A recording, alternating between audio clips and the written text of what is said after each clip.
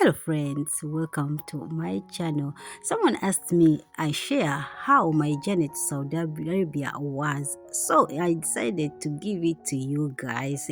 Today's video I want to share my real journey to Saudi Arabia.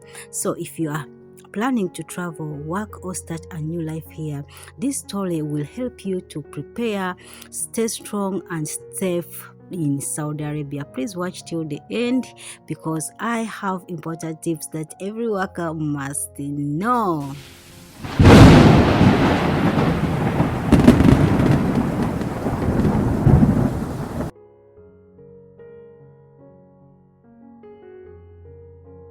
Hi everyone, welcome back to my channel. My name is Irene and today I'm sharing my journey to Saudi Arabia as a domestic worker. Guys, every journey has its own ups and downs, and everyone has his or her own challenge she or he faced while traveling to that destiny, the country where she or he is working. So, my journey is not far different from others, but at least I'm sure if you want to until the end, you will have to get at least a lesson and some tips which can make you strong, especially when you're working as a domestic worker here in Saudi Arabia. My first attempt to travel to Saudi Arabia was in vain because the agent who had to take me or who had to bring me here did not allow me because of some challenges are between us. So I gave up. That's when the first bunch which came, but as I always say that in everything you do, always put God first. Let God lead your journey before you take yourself to, or before you travel. So that challenge which I faced in the first attempt, maybe God was preparing me or preparing for me a certain place which I didn't know. I found it very hard. I was like, why not? Why? Because it was like the best or the only option I have to do.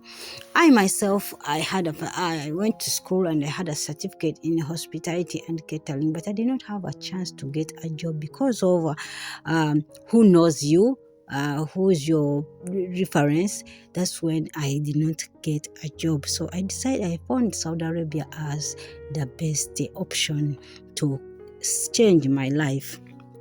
Before I traveled, so many of my part of our girls went to the training. Me, I did not go to the training. So I was blessed that on the time I had to travel, it was the Passover night, 31st December, and I had to travel on the 2nd of January. By that time, we did not have COVID. That's where I have to tell you that I've spent more than 5 years here in Saudi Arabia, and COVID is in less than 5 years, if I'm not mistaken. So when I had to go to the crossover, and my prayer was, God, the first family to take me, let it be, or to choose me, let it be the family I will stay with forever. I will know that you are the God who has chosen them to pick me out. Because by the time we came, you had to spend at the office for 1 week to take your medication in Saudi Arabia, like that. So guys, before I traveled, I did not have my passport, I did not have my contract, I did not have anything. They were with the agent, because of their security. Maybe they had fear that girls will run, especially me who was not in their training center inside. So they kept my documents.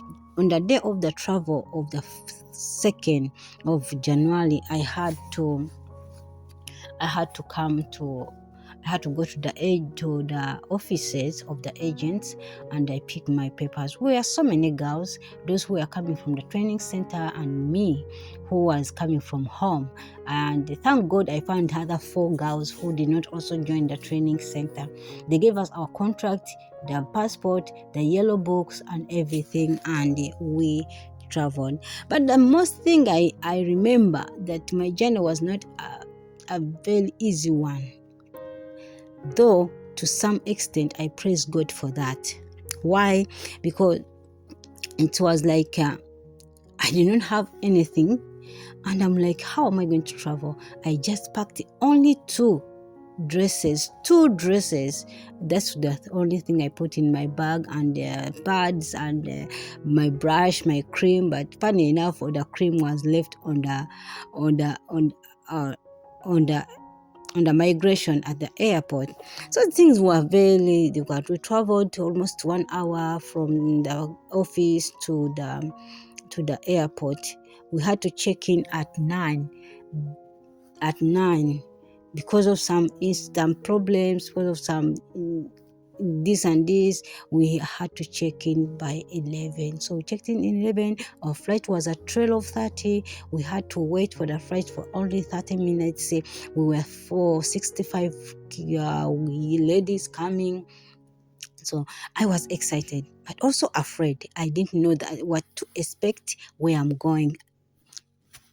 I didn't know how am I going to cope with the situation in a new family or in a new place where you don't know their language, you don't know anything about them. You're just going with hopes and dreams to change your life. That's how I was. You all know that most of the times when we are traveling to a new place, we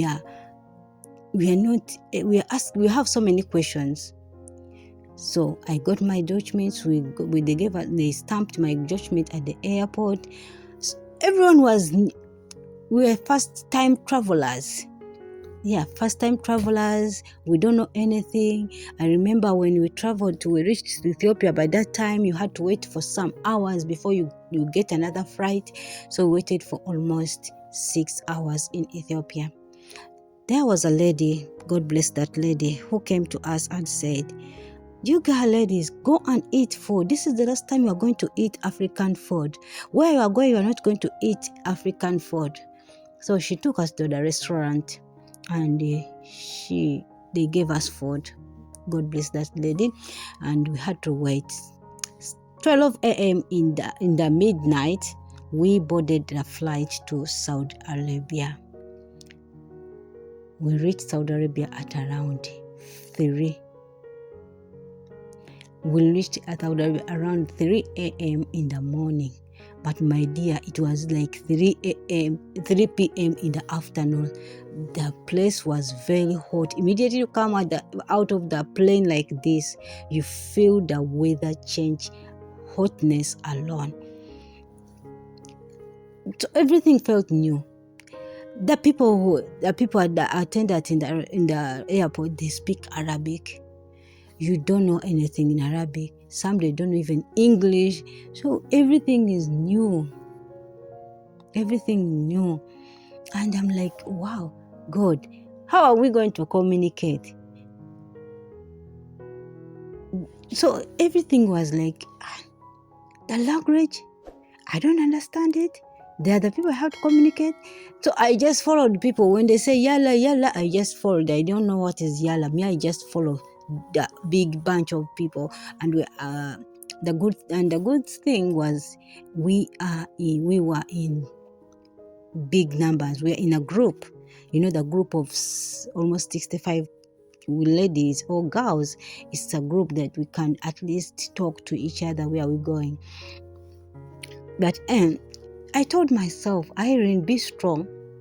You came here for a purpose, despite everything you are seeing at the airport. We found the two guys on the airport and a lady, but the lady was so rude. I remember that. The airport of Saudi Arabia, that lady was so rude to us. And I remember a guy came with SIM cards. SIM cards at the airport of Saudi Arabia. One girl buy the SIM card at 50,000 shillings, Uganda shillings. Here maybe it's 50 reals. And the SIM card by that time it was 15 real the time I came. So but she buy it at 50,000. We had nothing to do. This is the girl we used. Everyone was calling as if we had switched in the house. We used her phone. So in the morning around 8, the agents in Saudi Arabia came for us, sent the driver and they came for us. We drove from the airport to the accommodation for almost 35 minutes from the airport. Remember, we are very sleepy.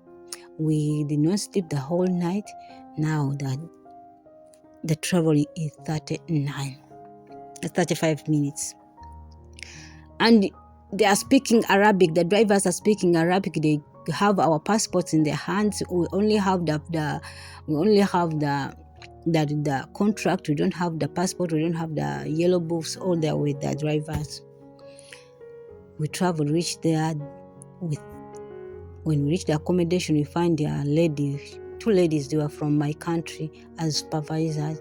They welcomed us. We sit. Too many girls were there, almost 100 plus, and other Philippines, other Ethiopians, Kenyans, so many from different nationalities. They are all looking for domestic work jobs from different nationalities. So we slept that day. They took us to the medication in the next day, and that's when my boss came after 2 days. Yeah, after 2 days for my arrival, she came. They gave her another lady. She said, no, I need another person. They told her, maybe you choose from these 3. They brought me another 2 ladies. When she saw me, I was the first in front of the girl. She said, oh, no, I'm taking that one. And I'm like, God, let your will be done. Let your will be done. I'm facing this, and I know you have good intentions for me. So the lady said, now I take this one, but I'll come for her the next Monday after taking all the necessary medication tests. Next Monday, she did not come to the accommodation. She just came at the office. The office was also 25 minutes from where we sleep, where the accommodation is. They drove us there. Now, here is the funny thing, let me tell you. When I reached the office, it's not the lady who came for me. It was her husband. The lady was in the car. We were 2 girls. One was going with another family. So my boss came. The mistress came. He was the one who came to the office, picked me. It was somehow drizzling. So I called it a blessing rain. Yeah. I said, God, the way this weather is hot, if it has drizzled this time, let it be the rain of blessing. The guy came, he picked me they gave him my card, my passport, my everything. They gave him even the contract. So when we reached inside, that's when I found the lady was inside. She introduced herself, so and so, and this is my husband, this so and so. You are welcome to our family. We drove, so from the airport, from the office to the house, it was only like 10 minutes. But the way they were moving in the roads, these roads are like, you pass here, you pass there before you reach the place. But it's 10 minutes. How did I realize that it's 10 minutes? The more I used to go to take the kids from school and to take them to school in the morning, I mastered the roads and I knew, this is the office. The office is here. And one day I saw it. When we reached the house, it was Monday. The kids were in holidays. They had 1 week holiday. I found 2 ladies, Philippine ladies. They welcomed me. Madam called them and said, this is your co-worker, she's called Irene, so and so, so she's going to be part of you. They said, welcome. The one who followed me up, so Madam told her that you go and show her uniforms, her bed, everything, where she was going to put her stuff. Now, which stuff am I going to keep? I came only with 2 clothes. Now you are giving me 4 uniforms, meaning that my 2 clothes, you don't need them. They took me around as an orientation. This is my girls' room.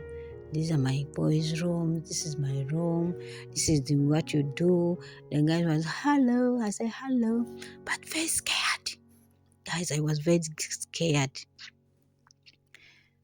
They told me what to do. If you wake up in the morning, you can have your breakfast first if you want.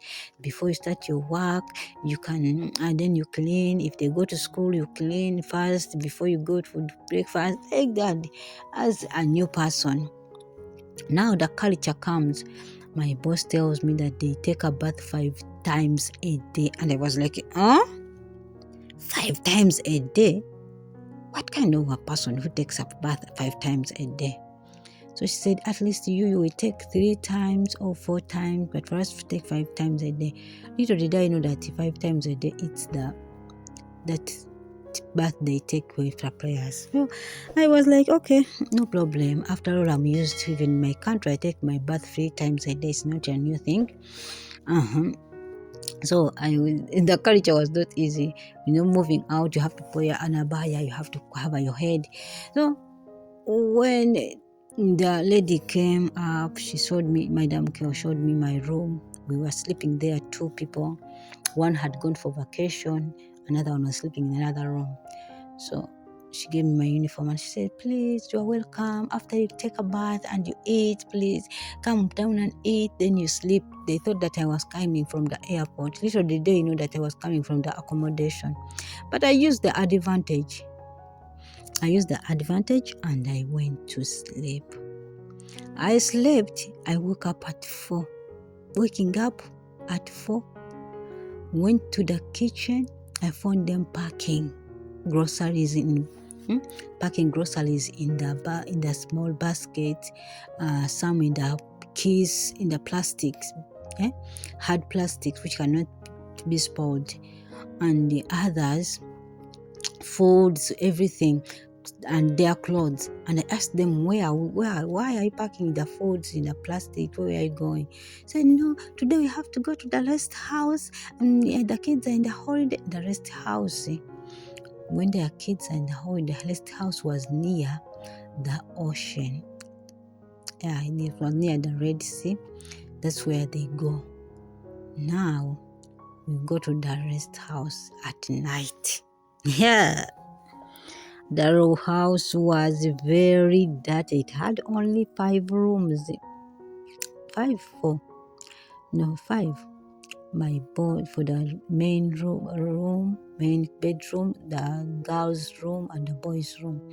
Then the maid's room, plus 3 bathrooms, plus the sitting room. So I'm like, God, what is this? We cleaned the house for 3 hours. Too much dust.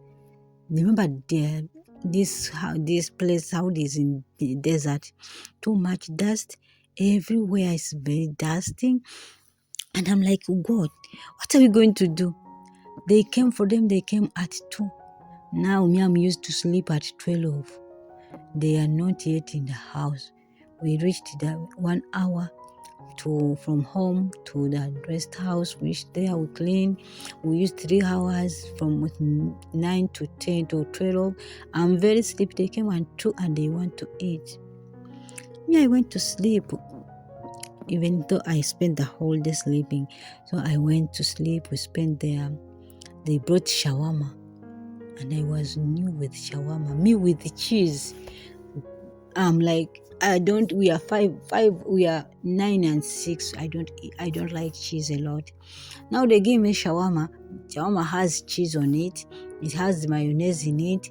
And I'm like, what is this? I don't want. They said you tried. I said, no, I'm not going to try what I don't know. But my dear, now if you give me shawarma, maybe it's one of my best meal here in Saudi Arabia. I love shawarma now. But my first time to taste shawarma, it was like, no, I cannot do this.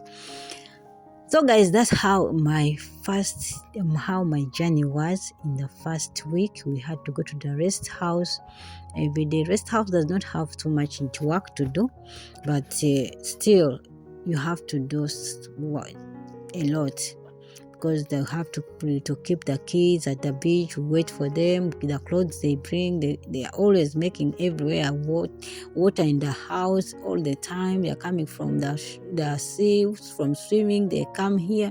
So it was too much work. But all in all, I learned how to manage time. Remember, you have to wake up very early in the morning to clean before then you have the breakfast. Now you have to respect people. You have to respect people in that family, either young, old, or anything you find in that family. Whether it's a cat, you have to respect that people. So you learn different things from here. You will know how to respect people, and even to limit yourself from people. You also learn how to respect and protect your rights as you. Don't let your rights be violated. If your contract says you have to get meals, please speak for yourself.